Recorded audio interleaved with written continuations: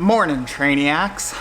Right now, we are in the middle of a few weeks of Trainiac virtual triathlon camps. Yesterday, we did a heart rate test, and I talked a lot about how people need to be way down, spending lots of time in zones 1 and 2. And zones 1 and 2 are not what you'd expect them to be, but they are critically important, especially at this point in the year. So I figured, why not talk about how to incorporate a lot of zone 2 training to make your fast efforts feel easier, to avoid injury, to really actually make yourself faster while working not quite so hard, and how this ended up working for 6-time world champion Mark Allen. We have a very zone 2 little 1-hour recovery ride today, so I'm gonna finish that up and we are going to talk about all that after I get back. Ooh, just 118 beats a minute. Cruise.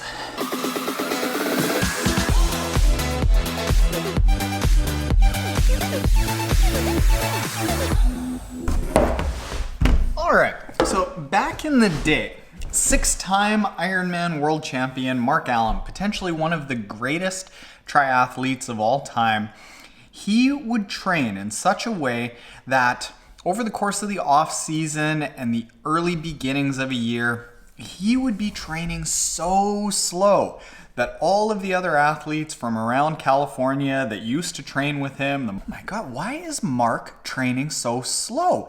And we're talking like he was running 9-minute miles. And that might not be slow to you, but for Mark Allen, that was incredibly slow.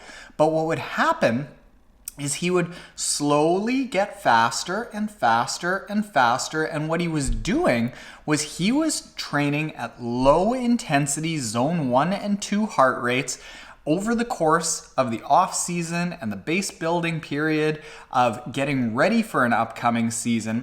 And what would happen is he would train that low heart rate level so well that over the course of the year, as he did more and more of it, his speed would improve at the same heart rate. So all of a sudden, by the time the race season would come around, he would be cranking out 5.5 minute miles thereabouts, and his heart rate would still be nice and low. And that is the power of zone 2 training. We can all apply this. It doesn't have to be Mark Allen. We all have the power to go faster while it takes much less out of us, while we're able to perceive that it isn't that difficult, while everyone else around us is, we can stay nice and calm. Related to all this, a lot of people say, do you do Maffetone method training? That's what Mark Allen used to use. How does that fall in line with all of your zone heart rate training that you talk about? It's a combination of everything, and I'll show you how I incorporate them to work practically for most people. So in here is a calculator that I've created that incorporates both typical zone heart rate training and Maffetone method training. They're quite often talked about separately, but really they are related. So what we have is a combination of the zones, and some of the zones are dictated by Maffetone method training. So Maffetone method training is the result of these first 4 rows here, where you enter your age, and we'll do this for me, I'm 36. You answer yes or no. Have you had an illness lasting more than 3 weeks in the past year, or do you take regular medication? My answer is no. In the last year, have you had more than 2 colds lasting 3 days, or have you had an injury that's caused you to alter your training? Yes, I have. In both cases, those are indications that you might be overtrained a little bit, and I was. Have you been training consistently and not experienced any of the above issues for the past 2 years? No, because I answered yes to the second one.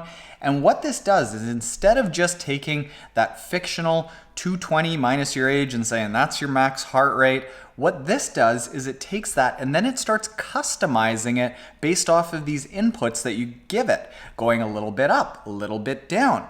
And whether you are a little bit healthier or a little more overtrained, maybe a little bit sick, it starts customizing your zones beyond that.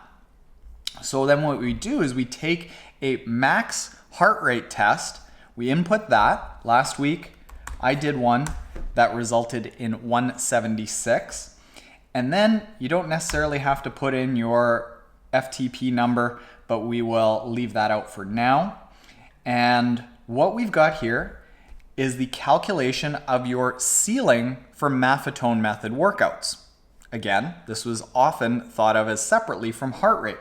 But what I've done is I have set a 5-zone heart rate system, and this is what I like to use. And instead of using the typical, say, 75% of your max heart rate for the top of zone 2, I have actually set the Maffetone heart rate as the top of zone 2. So it's a little bit more of a customized zone 2 where it's incorporating actual data that you've input and typical guidelines for where these bands of zones are. Now, here are the guidelines for how you use all of these zones. Zone 1 and 2, you want to spend up to 80% of your training time in these 2 zones. And the reason for that is because this is a really, really powerful training zone. You want to spend about 20 to 30% of your time in zone 1. This is your warm-up, this is your cool down, this is your complete recovery workout. You want to spend about 50 to 60% of your time in zone 2. This is the really strong cardiovascular building endurance workout. This is your long ride, your long run. And you set that top of zone 2, which is the Maffetone method heart rate number, as your cap, because at this number, you are stressing your cardiovascular system a lot, but not stressing your nervous system very much. It's allowing you to still stay fresh and go for hours and hours and hours on end, building immense amounts of endurance, burning a lot of fat, and creating a more efficient cardiovascular system. We want to stay out of the gray zone. Zone 3, maybe you only spend about 10% of your total annual training time in this zone, and it's in the last several weeks before a race because you're sharpening up where most people race in zone 3. But why we don't spend a lot of time in this is because it's not easy enough to have those same beneficial effects that we get in zone 2, so we don't really get those good cardiovascular benefits, but it's not hard enough to end up making us faster or stronger. So it just ends up in this kind of comfortably hard sort of pace, and I will blow your mind here. You are probably spending a huge amount of time in zone 3 because it feels good. It's not so hard that we have to back off from it, but it's not so easy that it's not like, oh, well, it doesn't feel like I'm doing any work here. It actually feels really comfortable. So you have to be conscious to stay out of this zone because, like I say, you're not going to be getting faster and you're not going to be improving your endurance.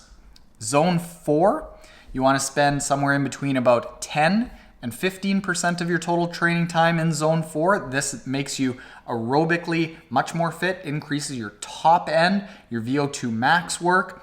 Zone 5 is your anaerobic, your neuromuscular power, making you faster and stronger, which you spend about 5 to 10% in. And think about it, here's the power of a lot of zone 2 training. If you come to the race season and all of a sudden everyone else hasn't developed their cardiovascular system and they're pumping away at 160 beats a minute, close to red line, whether they're doing a sprint or an Ironman, odds are that they're gonna break before somebody who at 140 beats a minute is at the same pace because you have so much more room. You're a long way away from your top end. Damn thing is, it's really hard to do because, like I said, it is so terribly boring and it doesn't feel like you're doing a lot. You have to be very patient. But I'll give you an example. Somebody that I know very well started out doing running in nothing but zone 2 training just 6 weeks ago. I had to do a 7-minute kilometer and I was like, do I even upload this to Strava? This is embarrassing. Now, I'm doing a 5:20 kilometer just about 6 weeks later at the same heart rate. And that's showing how much stronger I can get. That's the nice thing about zone 2 training is improvements come really quickly and they are tremendously powerful for a long period of time. How can you actually apply this and make it less mind-numbing? I got ideas. I got I got some goods here. So number one, if you capture heart rate data from a watch, from a chest strap, from, I don't know, something like this or a phone, look at your workouts afterwards and see if you were going as easy as you thought or if you're going as hard as you thought. Also, if you're using something like Training Peaks that collaborates and brings together a whole bunch of workouts, go back and see if you are roughly around 80-20 as a whole. And then I've got 2 ways that you can actually start doing these zone 2 workouts and making it less mind-numbing, feeling like you are doing quite a lot. Number 1 is to break up the workouts. And that can be, say, a long run. Let's say you're doing a 1-hour run. You can do that 1-hour run in 80-20 itself. So you can go really easy for 48 minutes, really hard for 12 minutes. Or you can do 10 minutes really easy, 2 minutes really hard. You can break it up mentally so that it's easier to get through instead of just slogging through a long run, not feeling like you're doing much. Second thing, and this is quite new and very important to do, is you start breathing through your nose only. And I'm going to talk a lot more about this in the future. I'm just kind of wrapping my mind around all the science and gathering the data about it. But if you start breathing through your nose only, it trains your body to hold more carbon dioxide in the lungs. And when you have more carbon dioxide in your body, your hemoglobin and red blood cells can actually use the oxygen in the red blood cells better. When we are breathing really heavy, we are pushing a lot of the carbon dioxide out of our body. And because there's such a little amount of carbon dioxide in our body, even though we might have a really high blood oxygen level, our hemoglobin and our red blood cells can't actually assimilate all that oxygen into our muscles. But just breathing through our nose, it keeps more carbon dioxide in, allowing us to actually access more oxygen. Damn thing is, it feels like you're gonna die. So, even though your heart rate's nice and low, it is gonna feel very challenging. So again, this breaks up an otherwise monotonous workout.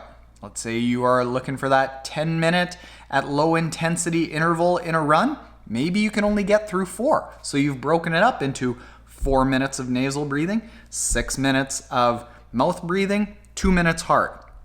It's a lot more enjoyable than just 60 minutes easy, right? I got smarts. So Trainiacs, 2 things. A lot of all of this division of 80-20, it's all done for you on Team Trainiac. So if you are going to sign up for Team Trainiac, right on, more power to you. You're going to be well ahead of a lot of athletes. Number 2, if you aren't going to sign up for Team Trainiac, but you like the sounds of this and you want this calculator that is a little bit different than what you'd find online, and it incorporates just more practicality than a lot of those because it's customized to you, go to triathlontaren.com/HR training and you can get that spreadsheet and customize it for yourself. I did some good zone 2 training this morning. My lungs feel fit as a fiddle. Not when I go outside into the winter. All right? Later, Trainiacs.